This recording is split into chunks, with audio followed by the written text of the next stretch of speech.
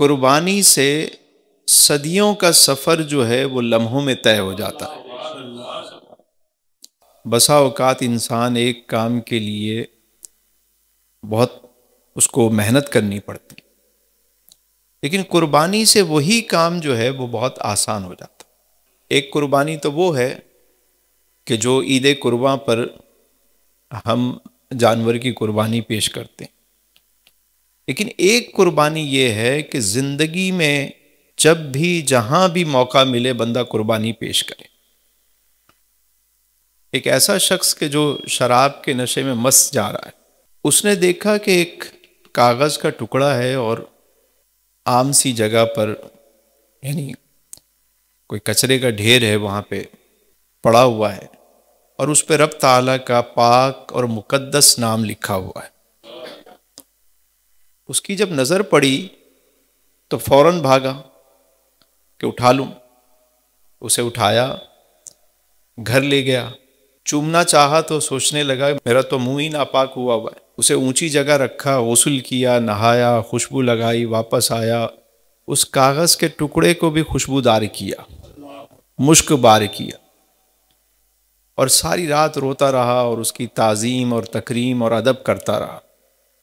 ہوا یہ کہ اس وقت کے ایک اللہ کے نیک بندے تھے جو ولی تھے، انہیں یہ خواب میں بتایا گیا کہ فلاں شخص کو بھی ولایت نصیب ہو گئی۔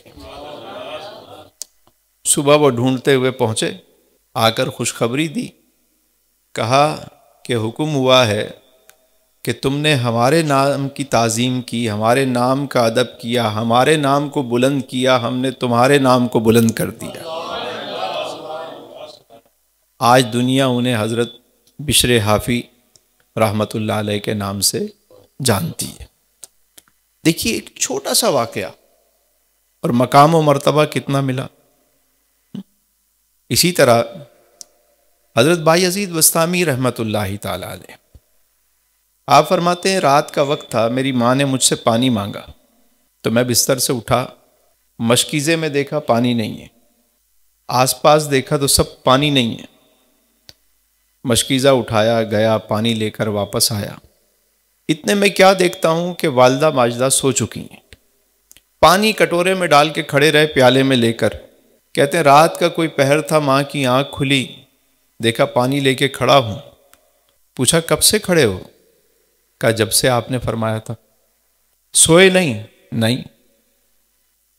تو کہتے ہیں کہ میری ماں نے یوں ہاتھ اٹھائے اور دعا کی کہ اے مالک میں اپنے بچے سے راضی ہوں، تو بھی اس سے راضی ہو جا۔ فرماتے ہیں میں نے اسی وقت محسوس کیا کہ میرا قلب انوار الہی سے روشن ہو گیا۔ صدیوں کا سفر جو ہے وہ لمحوں میں طے ہو رہا ہے، خدمت سے، قربانی سے، ایک رات کی قربانی۔ حضرت فضیل بن عیاض کہتے ہیں کہ ڈاکو تھے اپنے وقت کے، ڈاکہ زنی کے لیے ایک مکان کی چھت پہ چڑھے کہ میں داخل ہو جاؤں اور چوری کروں، ڈاکہ ڈالوں۔ کہتے ہیں کہ جیسے ہی میں دیوار پہ چڑھا تو صاحب مکان قرآن پاک کی تلاوت کر رہے ہیں۔ تلاوت کیا کر رہے ہیں؟ یہ آیت مبارکہ، الم یعنی للذین آمنوا ان تخشع قلوبہم لذکر اللہ، کیا ایمان والوں پر ابھی وہ وقت نہیں آیا کہ ان کے قلب، ان کے دل اللہ کے ذکر کے لیے نرم پڑ جائیں؟ جیسے ہی آیت سنی تو دھاڑے مار کر رونے لگے، دیوار سے واپس اتر گئے، کہنے لگے میرے مالک وہ وقت آ گیا ہے۔ توبہ کی، اللہ رب العزت نے انعام کیا دیا، انہوں نے اس ایک چیز کی قربانی دی، اللہ نے ان کے دور میں، علماء میں، صلحاء میں انہیں اس وقت کا امام بنا دیا۔ خام ملتا، اگر ویسے کوئی محنت کرے تو کتنا بڑا راستہ ہے یہ، لیکن اگر کوئی شخص قربانی پیش کر دے، اور یاد رکھیے گا جتنی بڑی قربانی ہوگی اتنا بڑا انعام ملے گا۔ یہ بھی یاد رکھیے کہ ہر شخص سے اس کی حیثیت، اس کے مقام، اس کے منصب، اس کی حد اور اس کے قد کے مطابق اتنی ہی قربانی اس سے لی جاتی ہے۔ قربانی کیا ہے؟ مطلب یہ بھی تو قربانی ہے کہ کوئی شخص محفل میں داخل ہوا، کسی نے اس کو جگہ دے دی، اپنی سیٹ دے دی، یہ قربانی نہیں ہے؟ آپ بس میں چڑھے، سوار ہوئے، کوئی ایسا شخص سوار ہوا کہ آپ کو لگ رہا ہے کہ یہ مجھ سے زیادہ نیڈ ہے، اسے کھڑا نہیں ہو سکتا، آپ نے اسے اپنی جگہ دے دی۔ چھوٹی چھوٹی قربانیاں ہوتی ہیں زندگی میں۔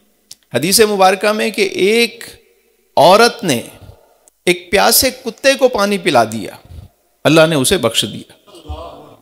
بتائیے، تو قربانی جو ہے وہ قدم قدم پر قربانیاں ہیں، اور قربانی سے صدیوں کا سفر جو ہے وہ لمحوں میں طے ہوتا ہے۔ اسی لیے اللہ نے فرمایا قل ان صلاتی و نسکی و محیای و مماتی للہ رب العالمین۔ اے محبوب، اے رسول مکرم، آپ فرما دیجیے، آپ کہہ دیجیے۔ دیکھیں کیا خوبصورت انداز ہے کہ اللہ نے اپنے محبوب کے ذریعے بات کہلوائی۔ شہنشاہ سخن فرماتے ہیں کہ کل کہہ کر اپنی بات بھی لب سے تیرے سنی، اللہ کو ہے کتنی تیری گفتگو پسند۔ اپنا عزیز وہ ہے جسے تو عزیز ہے، اپنا عزیز وہ ہے جسے تو عزیز ہے، ہم کو ہے وہ پسند جسے آئے تو پسند، ہم کو ہے وہ پسند جسے آئے تو پسند۔ اپنا معیار زمانے سے جدا رکھتے ہیں، ہم تو محبوب بھی محبوب خدا رکھتے ہیں، اور اس اعتقاد پر ہم اعتماد رکھتے ہیں، اس اعتقاد پر ہم اعتماد رکھتے ہیں کہ حضور اپنے غلاموں کو یاد رکھتے ہیں، حضور اپنے غلاموں کو یاد رکھتے ہیں۔ فرمایا کل محبوب آپ کہہ دیجئے ان صلاتی، بے شک میری نماز، و نسکی، اور قربانی۔ اب دیکھیے نماز کو الگ بیان کیا گیا اور قربانی کو الگ بیان کیا گیا، جبکہ نماز بھی دیکھا جائے تو ایک طرح سے قربانی ہے۔ نماز میں بندہ اپنی نیند کی قربانی دیتا ہے، وقت کی قربانی دیتا ہے، خیال کی قربانی دیتا ہے، مال کی قربانی دیتا ہے۔ کبھی ایسا وقت ہوتا ہے بہت اہم میٹنگ ہے، بندہ وہ چھوڑ کے نماز کے لیے جا کے کھڑا ہو جاتا ہے، تو قربانی دیتا ہے نا۔ نماز بھی ایک طرح سے قربانی ہے، لیکن یہاں نماز کو الگ بیان کیا گیا اور قربانی کو الگ۔ کیوں؟ کیونکہ نماز تو تمہیں ادا کرنی ہی کرنی ہے، الگ سے قربانی کے بارے میں اس لیے بتایا کہ جب تمہیں کہیں موقع ملے اس کی راہ میں قربانی پیش کر دو۔ اور دیکھیے کیا خوبصورت بات ہے کہ جانور کی جو ہم قربانی پیش کرتے ہیں، اس میں کیا حکمت ہے، اس پہ غور کیجئے۔ ایک جانور ہے، اگرچہ یہ قربانی اس عظیم قربانی کی یاد دلاتی ہے جو سیدنا ابراہیم علیہ السلام نے پیش کی، لیکن یہاں چونکہ ہم تو جانور کی قربانی پیش کر رہے ہیں، اس میں حکمت کیا ہوتی ہے؟ بعض لوگ کہتے ہیں یار اتنے جانور کاٹ دیتے ہیں، یہ میسیج ہے اس کے اندر کہ دیکھو تم ایک جانور کو پال رہے ہو، پالتے ہو؟ ہاں جی پالتے ہیں۔ پالا تم نے جو اسے کھلایا اس نے کھا لیا، سوکھا گھاس کھلایا سوکھا کھا لیا، گیلا کھلایا گیلا کھا لیا، تم نے اسے جہاں باندھا بندھ گیا، جب کھولا کھل گیا، وہ تمہاری رسی تم نے پکڑی، تمہارے پیچھے پیچھے چل پڑا، وہ چھوٹے چھوٹے بچے لے کر گھوم رہے ہیں پیچھے، اتنا بڑا بڑا جانور چل رہا ہے، اور تم نے چاہا کہ میں بازار میں لے جا کے اسے بیچ دوں، وہ بک گیا۔ آپ نے بیچنا چاہا، وہ بیچ دیا۔ آپ نے چاہا کہ چھری پھیر دوں، اس کے ہاتھ پاؤں باندھے، اس کو قربان کر دیا آپ نے، ہو گیا وہ۔ ایک جانور کہ جسے تم نے پالا وہ تمہاری ہر بات مان رہا ہے، اس کی زندگی موت تم چاہو بیچ دو، چاہو رکھ لو، کاٹ دو، بانٹ دو، تمہاری بات مانتا ہے۔ تو اللہ نے فرمایا کہ لوگو میں تو تمام جہانوں کا پالنے والا ہوں۔ پالنے والا حقیقی کون ہے؟ تم مجازی طور پر پالتے ہو، پھر وہ جانور تمہاری اتنی بات مانتا ہے۔ میرے بندو، میں تو حقیقی پالنے والا ہوں۔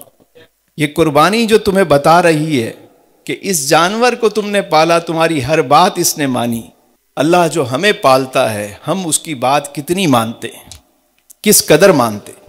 تو فرمایا کل ان صلاتی، محبوب آپ کہہ دیجئے، ان صلاتی، بے شک میری نماز، و نسکی، اور میری قربانی، و محیایا، اور میری زندگی، و مماتی، اور میری موت، للہ رب العالمین، صرف اللہ رب العالمین کے لیے۔ یعنی میری نماز بھی اسی کے لیے، قربانی بھی اسی کے لیے، زندگی بھی اسی کے لیے، اور موت بھی اسی کے لیے۔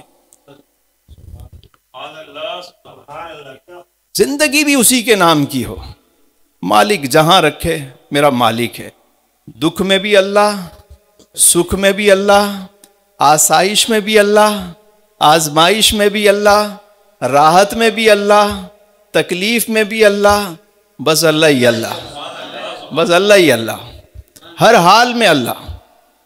یہ ہے فلسفہ قربانی کا۔ اور اس میں ایک بات کا خاص طور پہ خیال رکھنا ہے کہ دکھاوے کے لیے نہیں کرنی، فقط کس لیے؟ للہ رب العالمین۔ کبھی بھی لوگوں کو دکھانے کے لیے نہ کریں۔ ایک شخص تھا، وہ ہر سال بہت بڑا جانور لاتا، چارپائی لگا کے بیٹھتا، پورا محلہ جمع ہوتا اور قصیدے ہوتے۔ معمول اسی طرح چلتا رہا۔ ایک سال ایسا ہوا کہ اس کے پاس پیسے نہیں تھے۔ ہوا یہ کہ اس نے اپنے ایک دوست کو فون کیا، یار پیسے نہیں ہیں، مجھے جانور خریدنا ہے بڑا، وہ جو ہر سال لاتا۔ میں نے کہا اچھا آ جاؤ میرے پاس۔ جب وہ پہنچا، میں نے کہا بھائی میں پیسے تو تمہیں دوں گا، قرضہ نہیں دوں گا، ویسے ہی دے دوں گا، لیکن میری ایک شرط ہے۔ بولا وہ کیا؟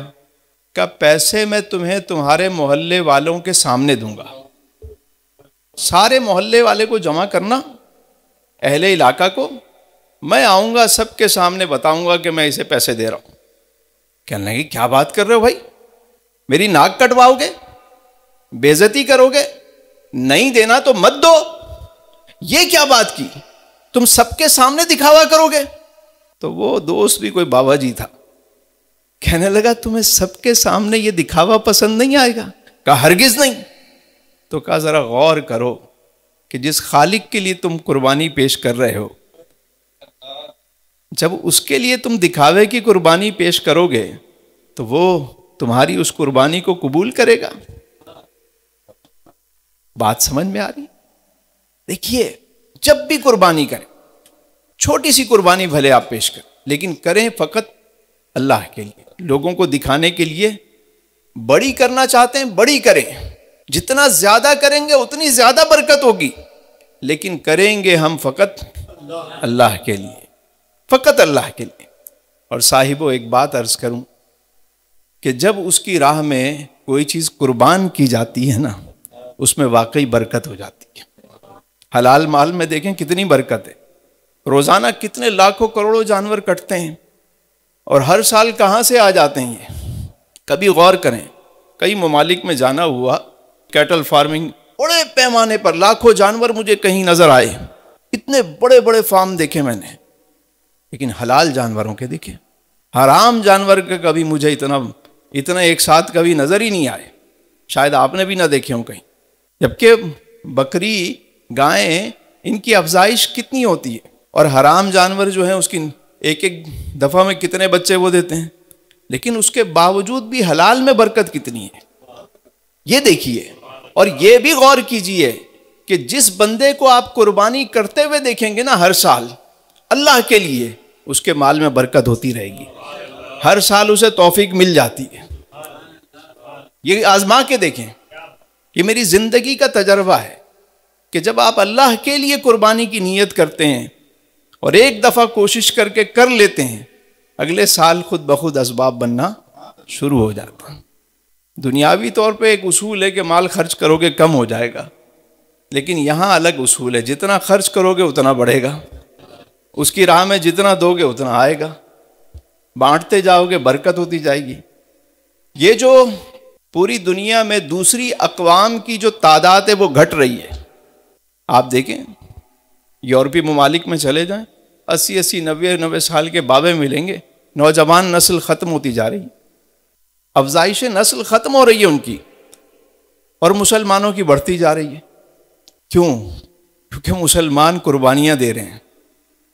مسلمانوں پہ پچھلے 3-4 دہائیوں سے جو دہشت گردی کا لیبل لگا کے جو نسل کشی کی گئی، آپ دیکھیں مسلمانوں کی تعداد کیسے بڑھ رہی ہے، یہ بڑھتی رہے گی۔ جب بھی لوگ قربانی دیں گے اللہ کے لیے وہ چیز بڑھنا شروع ہو جائے گی، اور یہی فارمولہ ہے۔ تو زندگی میں اگر آپ چاہتے ہیں کہ مال میں برکت ہو، رزق میں برکت ہو، جب بھی قربانی پیش کریں فقط اللہ کے لیے، اور جتنی توفیق ہو جب موقع ملے، صرف یہی نہیں کہ عید قرباں پر وہ تو واجب ہے، صاحب نصاب پر وہ تو کرنی ہی چاہیے۔ زندگی میں جب بھی موقع ملے جو قربانی پیش کر سکتے ہوں، کبھی بھی قربانی سے گھبرایا نہ کریں۔ اللہ تعالیٰ سے دعا ہے کہ ہم سب کو جو کچھ سنا اس پر ہمیں عمل کی سعادت عطا فرمائے۔